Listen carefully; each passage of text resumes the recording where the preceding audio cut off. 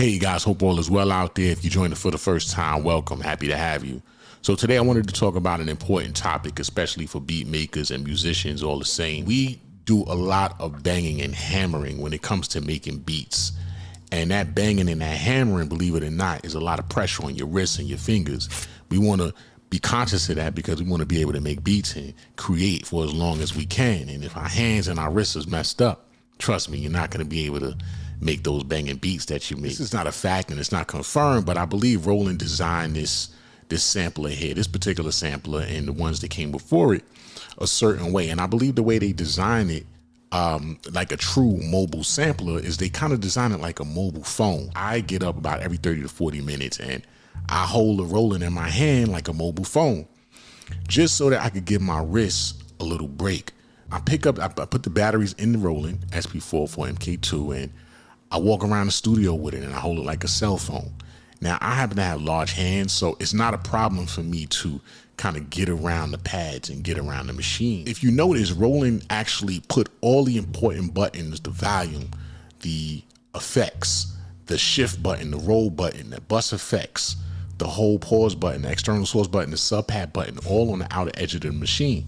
So that if you do hold it this way, or if you're performing live and you're standing in front of a microphone and you got the SP in your hand, you can actually access all of these important buttons while you're holding it with your thumb. Also, as I said, the shift is on the outer end of the machine, so you can still access your secondary functions. And if you have smaller hands, no problem. You can just use the first two rows, 1, 2, 5, 6, 9, 10, 13, and 14. And when you're done with that, you can go to another bank and put samples in there, and go to another bank and put samples in there. So that way you don't have to reach over to 3 or 4 if you can't reach with the smaller hands. And I just want to show you guys that even when you're holding the machine like this, you can still access all of your effects and everything else that you need to access, just to give you an idea of what it's like. I also use my pointer finger to adjust the push knob, and if I need to push it down, I just simply go like that. I roll over and go like that, or I come back up and I hit it with my thumb like that.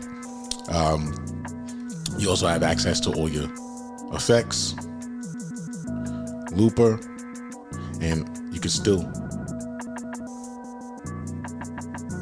like that, stopper,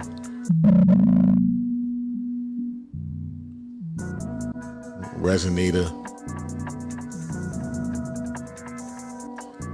come out of pattern select, and now you have access to all your drums here. You can stop, exit it. Okay, now let's talk about some of these secondary functions here. Shift, you still have access to your velocity, 16 levels.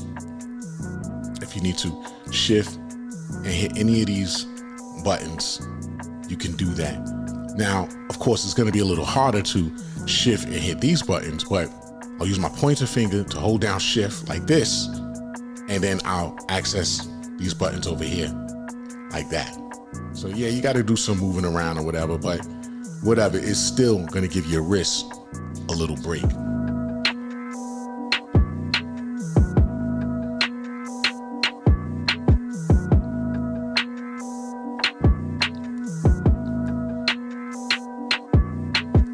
As a righty, I find that the kicks work better for me on the right hand side. The snares and the samples work better for me on the left hand side. If you're a lefty, of course, just switch that setup. But if this works for you guys, let me know in the comments. Try it out, see if it works. You know, try it out for a week or two, see if it works. Just walk around. And even if it doesn't work for banging out beats, just get up for 30, 40 minutes. See if it gets your ideas flowing. Just kind of remember to give your wrists and your hands a break. Hammering on those pads for hours and hours, trust me, it's not good. And after a few years of doing that, you'll begin to notice when your wrists get inflamed and you can't make beats for a while, or you got these ideas but you just can't hammer it out because it's too painful. All right, so I hope that helps you guys. I will see you in the next video. Keep banging out those beats, and until the next time, take care.